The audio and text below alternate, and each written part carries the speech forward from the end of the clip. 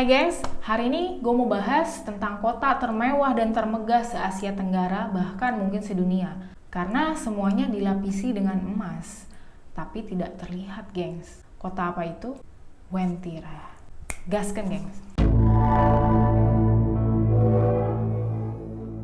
Indonesia merupakan salah satu negara di Asia Tenggara yang masih kental akan tradisi dan adat budaya leluhur. Beberapa suku di Indonesia bahkan masih percaya akan mitos-mitos yang tersebar di daerahnya. Salah satu mitos yang dipercayai oleh masyarakat adalah misteri kota Wentira. Kota yang letaknya di Palu, Sulawesi Tengah ini konon adalah tempat berdirinya kerajaan gaib terbesar se-Indonesia, bahkan mungkin sedunia. Nama Wentira sendiri diambil dari kata Uventira yang artinya air berwarna merah, gengs. Wentira ini juga dipercaya sebagai warisan dari benua Atlantis yang hilang, gengs.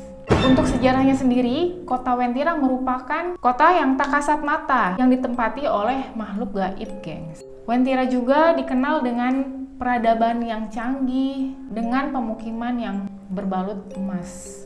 Dan menurut para sejarawan, kerajaan Wentira ini sudah ada bahkan sebelum penjajahan Belanda dimulai, gengs. Kota ini pertama kali ditemukan oleh seorang pilot yang sedang terbang di atas Sulawesi dan gak sengaja lihat ada bangunan emas di atas hutan, gengs. Tepat di jalan Trans Sulawesi ada gapura atau tugu yang bertuliskan Ngapa Wentira.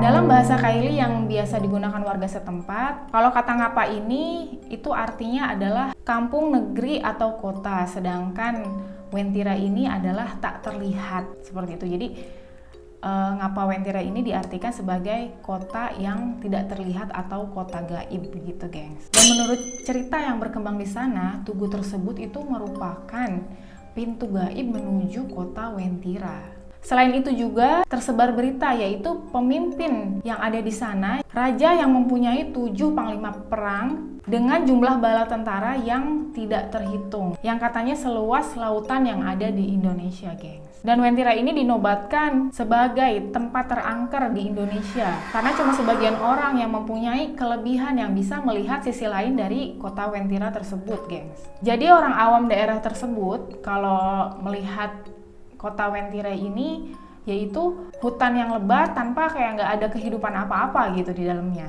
Tapi untuk mereka yang punya kelebihan, mereka nih mengakui bahwa di sana tuh melihat sebuah kota maju yang berkembang di dalam sana. Ada gedung-gedung pencakar langit yang berbalut emas, gengs. Kota yang sangat modern, penghuninya makmur dan serba berada. Ada pengakuan dari penduduk setempat kalau penghuni dari kota Wentira ini perawakannya tuh nggak gitu berbeda dengan penduduk kayak dengan manusia biasanya gitu, gengs. Tapi kalau memang diperhatikan secara detail nih, ada sedikit perbedaan tuh cuman di bawah hidung ini gini kayak nggak ada garisnya gitu, lurus aja gitu. Sama kalau di sana itu di kota Wentira itu mereka ini selalu memakai pakaian berwarna kuning, gengs, gitu ciri khasnya.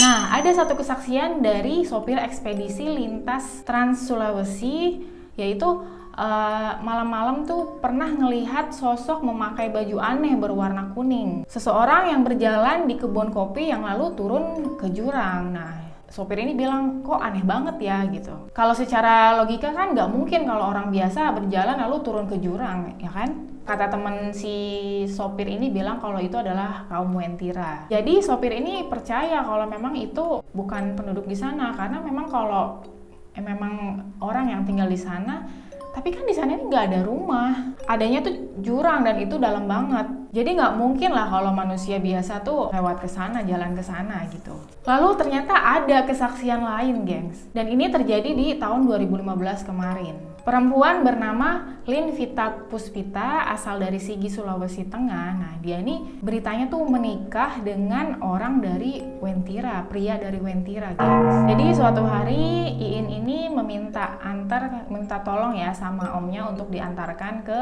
Wentira. Nah, sebelum Iin minta antar ke Wentira, sebelumnya dia minta antarnya ke Palu. Nah, pas udah jalan diantar lah tuh sama omnya. Baru beberapa menit jalan lalu tiba-tiba Iin bilang, "Om, saya dianterin ke Wentira aja, jangan ke Palu." Iin bilang kayak gitu. Begitu dengar kata-kata Wentira, si omnya Iin ini yang bernama Ardin tuh langsung perasaan ini nggak enak gitu. Dia pun nanya sama Iin, ada urusan apa datang ke sana? Lalu Iin jawab, ya udah antar aja ke sana, nggak usah banyak tanya. Jawab Iin seperti kayak ngebentak gitu, gengs. Karena gak mau terjadi adu mulut, lalu si Ardin ini ya udahlah diem aja. Begitu sampai Palu, Iin ini minta berhenti di SPBU untuk mengisi bahan bakar, ya kan. Lalu setelah selesai, Iin bilang, Om saya aja yang nyetir motornya gitu. Ya udah akhirnya Omnya nih nurut.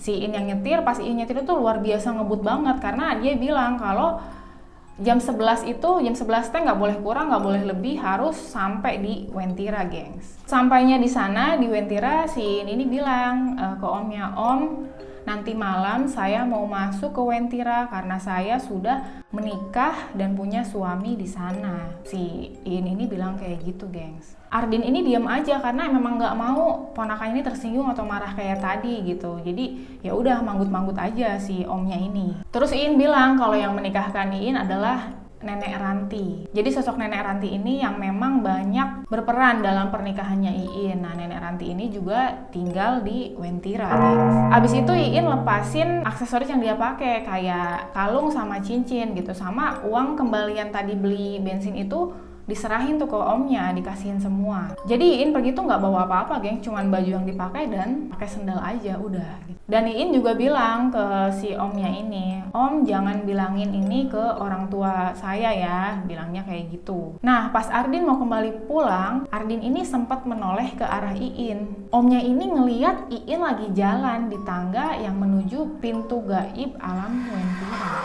Sepanjang perjalanan Ardin ini berpikir, bergumam gitu dalam hati kalau yang dialamin tadi itu sama ponakannya sebenarnya dia nih bercanda atau serius sih gitu kan. Pas Ardin sampai rumah, lalu Ardin langsung nemuin orang tuanya Iin, lalu ceritain deh tuh semua kejadian yang tadi gitu. Orang tua Iin kaget dan gak berhenti nangis karena memang berarti belakangan ini yang memang terasa sikap-sikap Iin yang aneh itu terjadi juga gitu, geng. Lalu besoknya tuh ada tetangga yang nanya sama ibunya Iin kalau gini, Bu, kok kenapa matanya merah bengkak seperti itu, kayak seperti abis nangis gitu kan. Dari situ barulah dibuka cerita kepada warga, misteri cerita tentang Iin, geng. Dan usut punya usut, ternyata tetangganya Iin ini bercerita bahwa beberapa waktu belakangan ini pas sebelum Iin meninggalkan rumah, Iin ini kasih amanat gitu sama tetangganya. Jadi pesannya seperti ini, kalau nanti suatu saat saya pergi dari rumah dan gak kembali, tolong dibuatkan acara tahlilan. Lalu tetangganya kaget dong,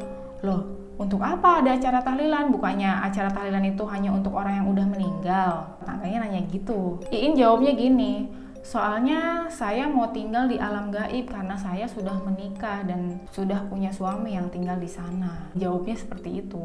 Tetangganya nanya, di sana tuh di mana? Iin jawab, di Wentira.